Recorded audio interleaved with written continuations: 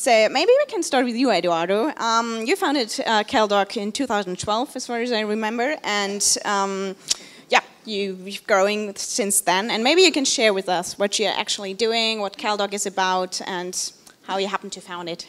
Okay.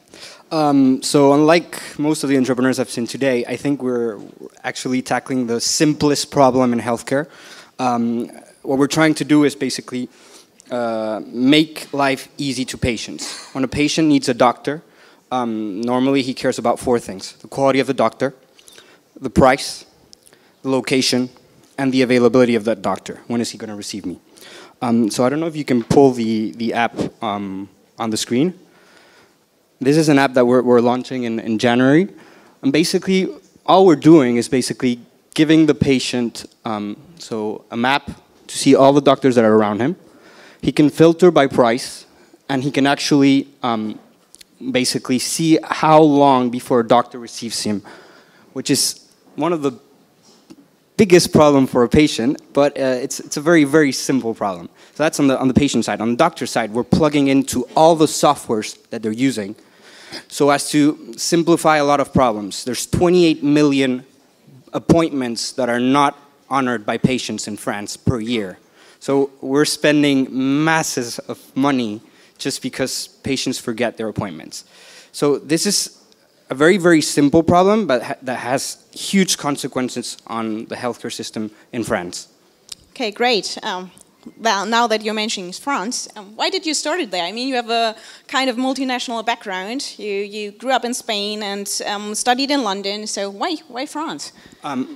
Basically, the French healthcare market has always been, I think, a reference for me and I think in Europe. And I think France, to do what we do, is the hardest market. So I guess we thought that if we can do it in France, if we can overcome the regulatory barriers and the technical barriers that there are in France, we can pretty much do it anywhere. So sounds great. So maybe you can step to Kyle now. You, you already conquered a couple of different markets already with My Sugar, and maybe you can tell us what My Sugar is actually doing and where you already operate. Very excited. And maybe you can also share with us something. You have a new initiative called My Sugar Academy. What this is all about. Thank you. And thanks to everyone here at the family for inviting My Sugar to participate. So My Sugar is a digital health platform for people with diabetes. We try to create a lot of flavor of fun and engaging techniques that we feel like the medical industry is lacking for people with diabetes. Our flagship product to date is the My Sugar Companion, My Sugar Logbook with an Attitude, we like to call it, that uses a dashboard with a Tamagotchi-like avatar that is actually called your diabetes monster. So you're thinking diabetes monster, oh my goodness, it's scary. Well, it is scary. And the whole idea is that what we try to do is make it a little bit less scary and maybe even a little bit fun. We're an initiative that was started by a number of people with diabetes. I have type 1 diabetes myself. My co-founders had diabetes, or have diabetes, I should say. And we're based in Vienna, Austria. So we're based in Vienna, Austria. I look after our US operations, which started last year. And the My Sugar Academy is our first kind of foray into diabetes education focused on type 2 diabetes. Cool. This is a video series which I think shows a lot of the flavor and fun that My Sugar includes across all our products. And I think we have a video to cue, maybe about a minute long, that'll show you what it's about. Huh. According to your blood tests, I'm very sorry to tell you that you have type 2 diabetes.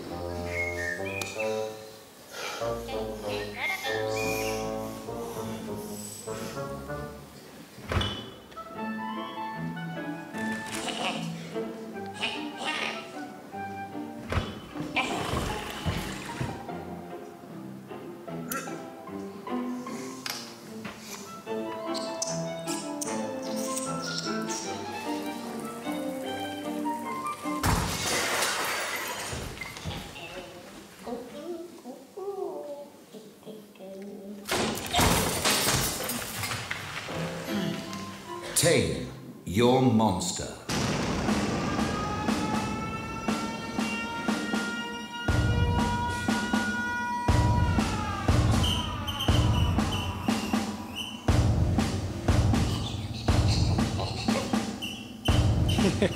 So I see some smiles and some looks of confusion in the room. That's what we're hoping for. So mission accomplished. This is a teaser. It's a 10-video series, and the idea is to replace perhaps traditional diabetes education. When I was diagnosed, I was handed a stack of literature this high, and I was sent home to learn about my new chapter of life. And so we want to try to keep it interesting and fun, and that is just in the process of being launched in English and in German. Our flagship product, My Sugar Companion, is available in approximately 40 countries worldwide. So Kai, you started with tackling diabetes type 1, and now you have an initiative for tackling diabetes type 2, which is like growing the business even further. So how important is innovation and being flexible for a digital health entrepreneur? What would you say? I would say absolutely vital. You know, our motto, I think, back in Vienna is iterate, iterate, iterate. If we can't do it, then certainly the big pharma and big medical device companies aren't going to be able to do it. So we have to be able to do that. Some examples I would say that come to mind are connectivity, so device connectivity. We have some wonderful examples of people who've already presented and representing organizations in the room that have both devices and solutions that we are very interested in connecting to at MySugar. We're in the process of kind of developing our connectivity roadmap. But what we found with the mass market meters, so I'm talking traditional blood glucose meters, is that the industry is slow to develop Bluetooth connection, right? And so in the meantime, we've developed the MySugar importer, which will allow us to use an OCR algorithm to actually import that data from mass market meters. And I think the reason that's important is that people are creatures of habit. We've talked about behavioral medicine a lot today and yesterday. If people are using a device, some people are going to stick with that device. And so if we can somehow digitize that, these mass market meters that people are using at home, then we can bring that data in and make it part of our own health platform and share it with others, I hope. Great, thanks. And if we talk about innovation and being like first mover, we should talk about Volantis. Etienne, your company was one of the first movers in cloud technology and healthcare. It was founded in 2001 already, which is really, really early for a digital health startup. And you also tackle diabetes. You also try to focus on this disease, but you focus more on pharma industry and medtech, medical device industries. And maybe you can explain us why you are focused on these companies and what Volantis is actually doing. Yes, thank you. Well, first, I need to apologize. I'm not Pierre Laurent from Volantis. I'm Etienne Vial, one of his co-founders. But well, I hope you have noticed that I don't have the same face on the picture. Yeah, so that's true that we have a product today on diabetes, but this is not exactly what we're doing. This is our main business today, but we want to expand beyond the diabetes. And to elaborate on this, let me focus on let me explain what Volantis is doing today. We're building what we call companion softwares. These are web and mobile solutions that are designed and developed to help the patient in his daily life and daily treatment, by instance, by helping the patient to be compliant, recommending those adjustments, or helping the patient to communicate with a physician. And these apps are not just softwares; they're regulatory-wise medical device. So this is a huge difference, because when you're a medical device, you can claim a medical benefit. And if you want to claim a medical benefit, you need to be a medical device. There is a close relationship between the two.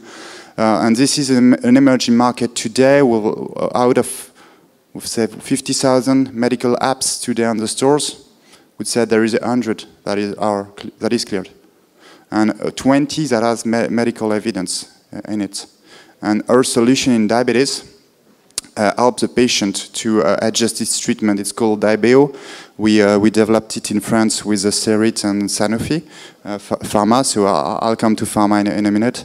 And well, it's aiming to help the patient adjusting his daily treatment. So that's something that is complementary to MySugar solution, I would say. Well, we had discussion with MySugar sooner, a month ago actually, but we know them very well. It's just another type of solution, and the reason why we discuss with pharma and medtechs is because we believe today that they need to go beyond the pill, beyond the device. They need to provide solution to go deeper and to go closer to the patient. They need to well, prove in real life the benefits of their solutions, and well, the payers are very pushy in this direction. So this is why they need to find a solution to go closer to the patient, and this is what we propose to them. On the other hand, they have a unique expertise today in terms of disease, in terms of reach to HCPs and reach to payers, and this is good for us too, because one of the difficulties to convince payers to pay for digital solutions. But well, I'm quite sure we will mention this. Okay. Another question for you, Etienne, and your colleague Pierre Laurent, which you mentioned before, but we are as happy to have you here, no worries about that. So he said that one of the reasons why you got this huge funding this year was that you plan to expand your business in the US, and so what's behind there? How important is the US for you? Well, we were in the US since 2010, I would say, well, when we opened our first office there, and when we launched our first solution with Roche Diagnostics in anticoagulation. The US market is a wide market today. European markets are great, but I won't say they are small, because when you talk about chronic disease, there is no small market. Diabetes is a huge disease. COPD is another one, and there are a couple of others that are wide, where the prevalence is big. But well, the US market is wider for sure, with less complexity in terms of regulation and law. Well, every single European market is has a specific law. So in terms of well, you need to combine, when it comes to this solution, the laws on medical device, the law on regulation and data privacy, and potentially medical products, or some other laws that can come to these systems. It's very difficult, and if you need to address multiple European countries, you discover that every single European country is a different case. And I have not mentioned the differences in the healthcare system. So, well, one of the reasons why we managed to handle some funds is because we had a clear view of an expansion to the US market, which provide a great possibilities in terms of return on investments. That's for sure. Well, you need to invest a little more because the market is bigger and there are some differences, but well, the revenue is also bigger. So it's easier to get some money there. So we made a proof of concept in France, and now we want to expand in the US. That's second steps. If there are opportunities in Europe, we'll go there, but it's not a priority at the moment. Okay, thank you. Eduardo, what are your plans with KelDoc? Are you planning to expand to the US or across borders in Europe? For the time being, our major focus is France. You have to say that only 1% of doctors in France have online booking. Wow. So, I mean, the market is huge. It's 570,000 people. But the next step is obviously Europe. I agree with what Etienne was saying on these barriers, regulatory barriers coming over. There's also some advantages, even if every single market you integrate it, there's not only regulation, but there's the way the market works. Who pays for what? Is it the insurance companies? Is it state? Is it the patient? But what I'm finding is that there's also this European community that's building and that's using products in London, in Berlin. There's hubs around Europe that are used to spread the word. And that's very important when you're trying to create a platform, which is our case, a platform of patients and a platform of doctors. Obviously, the US is our secondary market because there's a lot of competition there. And that's another point. Obviously, it seems so much easier to build a business in the US. But you need to understand, too, that in the US, you always have at least 3-5 competitors that are targeting exactly the same market you are or a similar one. So maybe, Carl, you can share with us your experience on a highly competitive market in the US. So. Yeah, absolutely. I feel like 50% of the time, especially when we were first starting in the US, I walk into the meeting room and I can see written on the other person's face, another diabetes app, ? Which is not how I like to start meetings, but I guess it's my role to try to differentiate us. And I think I can mention some really interesting things about the flood of activity in the medical app world and the important differentiations when it comes to regulatory, addressing data privacy issues. So in the US, we're talking about HIPAA, and actually drilling down how many of the apps on that list, or solutions, as we like to call ourselves on that list, fall into those categories and have a whole company behind them supporting them. So I would echo my co-panelists' comments that it's a challenge. I also think there's some advantages coming from Europe. I think that we in Europe, so we're based in Vienna, we are very much used to the fragmented geography and market. We have to adapt for languages, we have to adapt for cultures that are completely different, which isn't in the mindset necessarily of an American company coming to Europe, certainly. And so I kind of learned that the other way around. I used to work in big pharma, big med device, working at a headquarter office in the US, coming to the French affiliate and saying, here you go, use this worked great for us, and now you're on your own, which doesn't always work. And I think that flexibility and almost expertise in adapting is a real advantage, or can be. Great. Do you have anything to add to that? What do you think is the key characteristic for somebody who wants to grow business in Europe, outside Europe? Well, I would say you need to be able to adapt yourself quickly, but this is something you already mentioned, Kyle. But well, this is a characteristic of an entrepreneur, not of an entrepreneur who want to grow abroad. That's, if you're an entrepreneur, you need to be able to adapt quickly. And challenges is the what entrepreneurs faces on the daily life. It's a challenge, but challenge is good, and this challenge, we see challenges as opportunities. So US is a great challenge, it's been great opportunities. You need to be convinced that you're able to overcome this challenge, for sure. You also need to get some advisors, so this is also something we wanted to achieve with our investment earlier this year. You mentioned it sooner, but the funds we chose were the one that were able to accompany, to help us get on the US market, because they can share their experience of startups growing on the US market, but also their network, which is huge, and this is very important to have some advisors when you're a small European trying to conquer the US market. Well, it's a big one. You're not always welcome because you're not a US guy, and well, finding the right keys is very important. Okay. Well, maybe it's not only about going to the US, but conquer the EU market already. We try our best to establish digital health and innovation in Europe, but still every entrepreneur you talk to, every entrepreneur involved in digital health says it's hard. And so what are now the main barriers, apart from that we have different cultures? What could the EU do about this? Maybe you can... I think there's several things. There's the medical part of it and the starting a company part of it. On the medical part of it, I think regulation will do a lot of help. If we could somehow try and make regulation which is consistent across European countries, or at least some of the European countries, that would be of great help. Second of all, just as I was mentioning earlier, every single country is different on the way they pay for healthcare. That makes that every single time you change market, depending on the product or service you're selling, you're going to have to change who pays for it, who you're addressing, who you're marketing to. And that creates huge cost for a startup.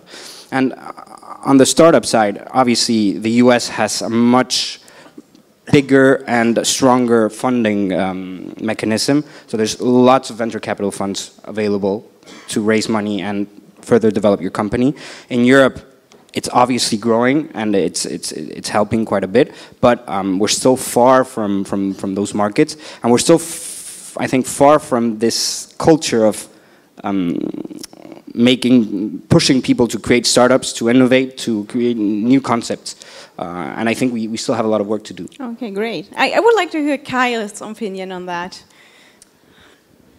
So I was just in Brussels, I think about a month ago at the COSIR meeting where we were talking about potential initiatives for standardization and connecting devices, whether it's insulin pumps, blood glucose meters, continuous blood glucose meters.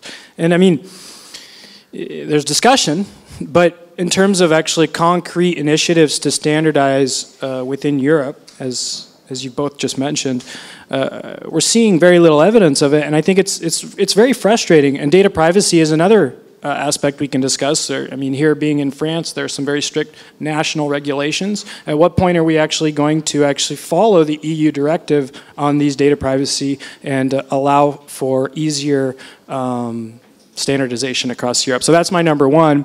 And then I would also say, so I've lived in France for a part of my life, and I would say there's, as much as a reference there's a great respect for the French medical system, I think, worldwide.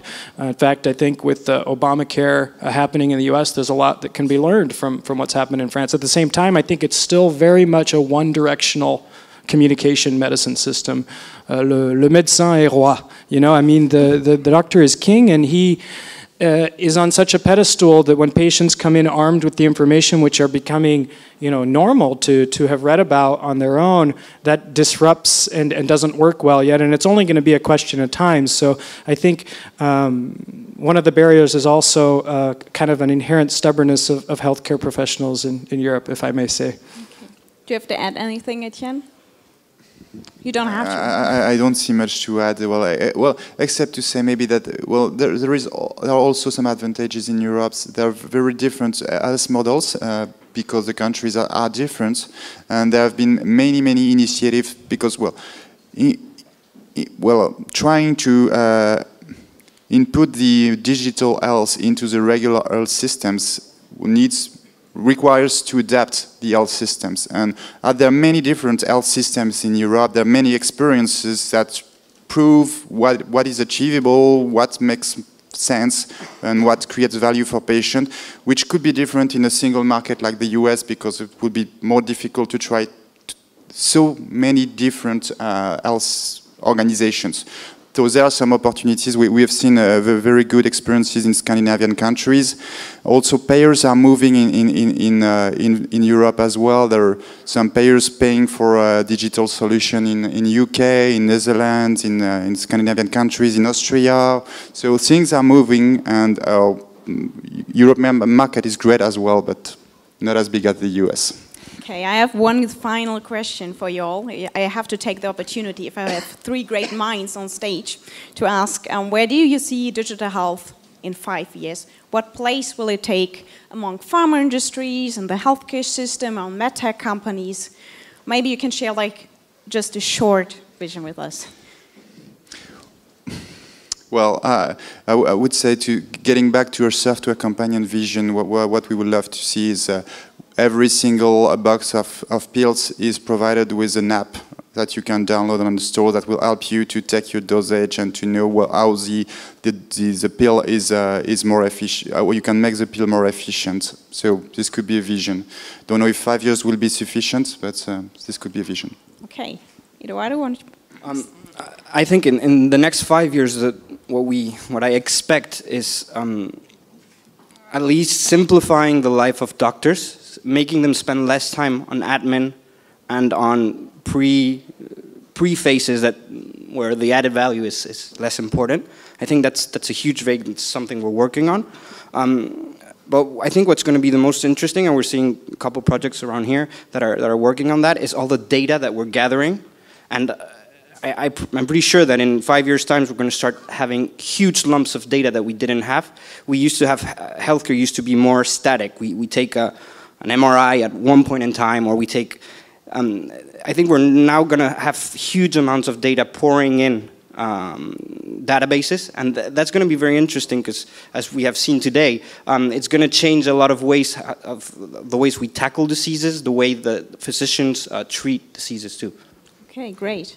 You're the last one. I just add a small word in the middle because, well, it gave me another idea. So I would say that hopefully in 5 years the payers will believe, as we believe, that digital health can improve patient lives.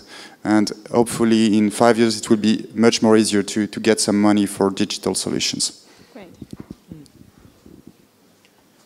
So I think you touched on 3 different areas in terms of kind of where digital health will fit into them. You talked about industry, I think of big pharma, medical device, you talked about governments.